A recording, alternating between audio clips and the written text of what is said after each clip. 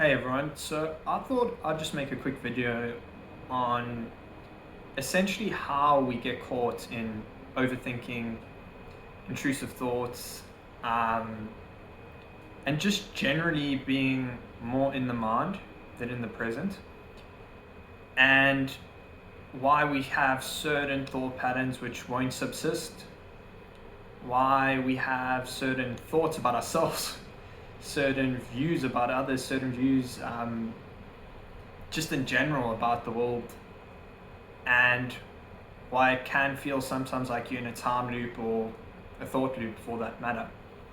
And I guess I've kind of figured out a formula for this, and I think there are quite a few facets to it, but it's actually quite simple at the heart of it.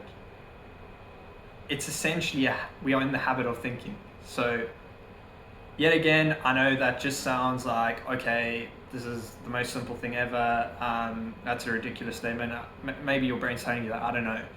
And it does sound very simple, but if you really think about it, we all as individuals are in the habit of thinking more than feeling more and being more present. So in essence, just how someone who, potentially wants to lose weight and can't lose weight, they're likely in the habit of overeating, right?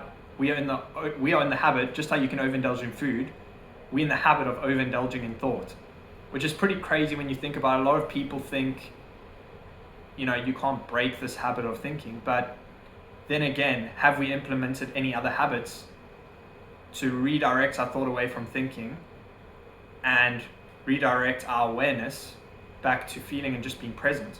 So I guess the contra narrative to thinking would be in the habit of redirecting your awareness back to peace. So that's the first thing, it's a habit game. From a process perspective now, what really leads to, I guess, sticky thoughts or unwanted thoughts or just being too stuck in your head, where does that come from? Well, look, in my own opinion, and as I mentioned in the previous video, I'm a bit of a book buff, and also, I guess, I very much use my own intuition on this, having, suffered from intrusive thoughts and OCD most of my life. Start becoming an expert with assessing thoughts and the mind, just because, I'm the best person at having the wrong habit, if that makes sense. So I guess I failed enough to know why it subsists. So in my own experience, I think what it ultimately comes down to is your interpretation of the thoughts. You think they're real. And I mean, to a degree, they can feel real. They're eliciting an emotion which feels real. There's no reason mentally why they shouldn't feel real. But that in itself is where the problem starts. It is our interpretation and the meaning. We are consenting to assign these thoughts. So, there's like the old purple unicorn story where, if I tell you guys right now not to think of a purple unicorn, the chances are you will. So you can't really control every single thought, if that makes sense. But you can control the meaning you're giving to that thought, and that's going to determine how long it's going to stay with you. Let's just say the purple unicorn analogy. Let's just say, I'm sure there were a few of you who thought of the purple unicorn because I told you specifically, do not think of it. Now, let's just say you, in your mind's eye, saw this purple unicorn as the most dangerous thing ever. Now, when I said the purple unicorn, you would be panicking internally. Your mind would, start thinking, oh wow, this is a danger. And that's going to elicit an emotion of fear.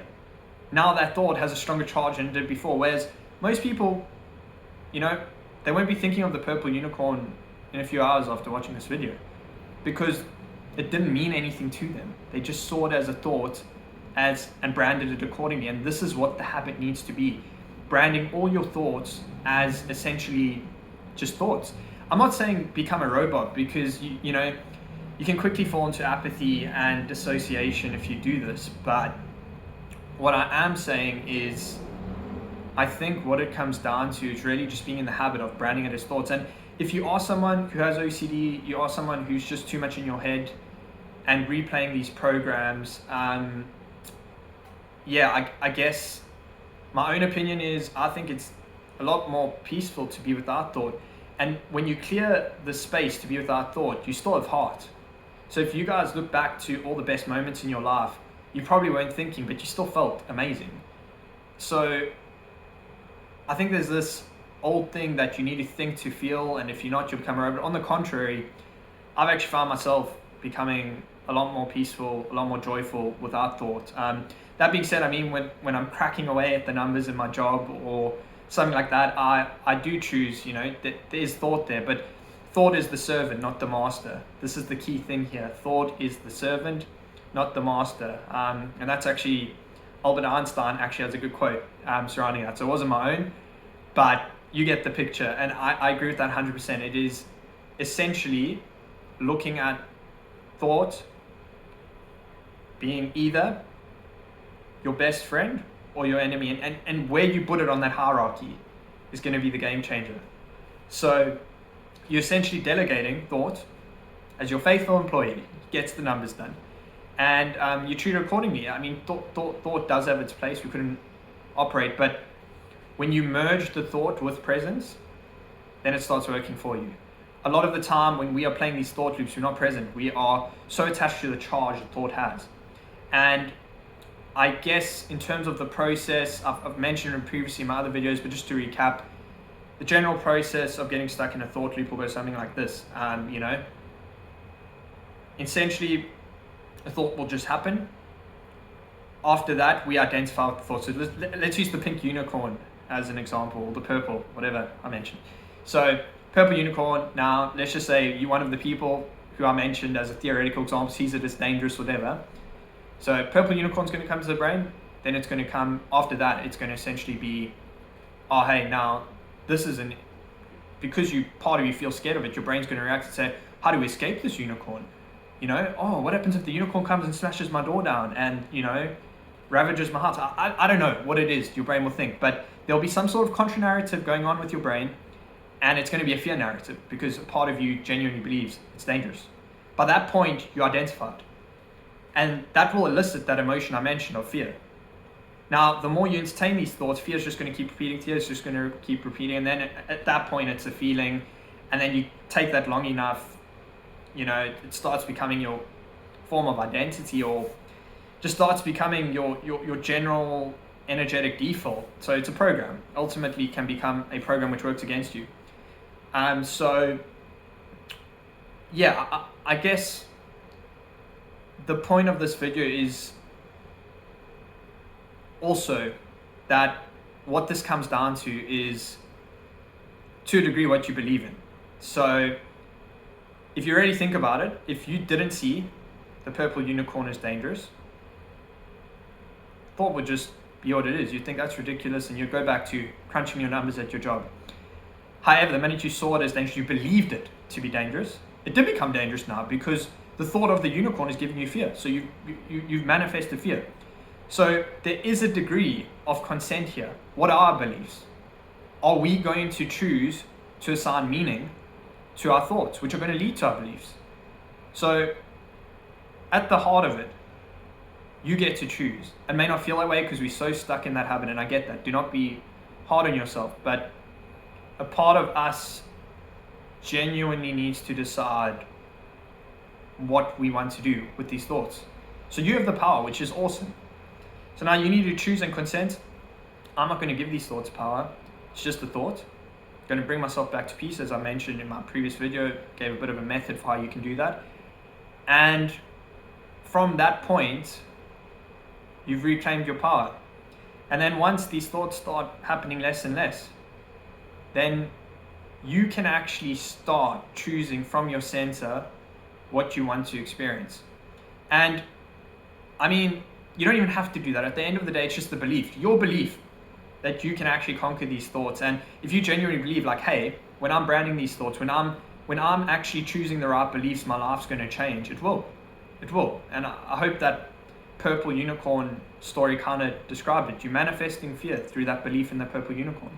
So you really just need to, at the heart of it, choose to have the belief that your thoughts don't hold much store, because they don't. As I said, I mean, there are a million random thoughts that go through our head every single day. So a lot of them don't have store. That's the reality. And then from there, you're going to decide, I choose what has store.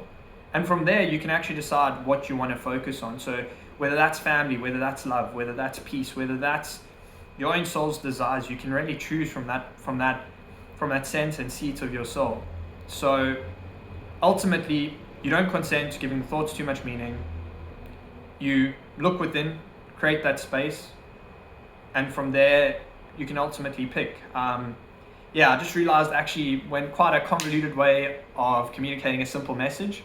But I just felt like including a articulate example with the whole purple unicorn. So I'll leave it there. I hope it helps. I guess the reason I made this video, as I made the last one, I did realize I didn't quite get into the program as to why we deal with these issues in the first place. But as always, genuinely wish your healing, peace, and I hope it can help someone, and best of luck for your life ahead.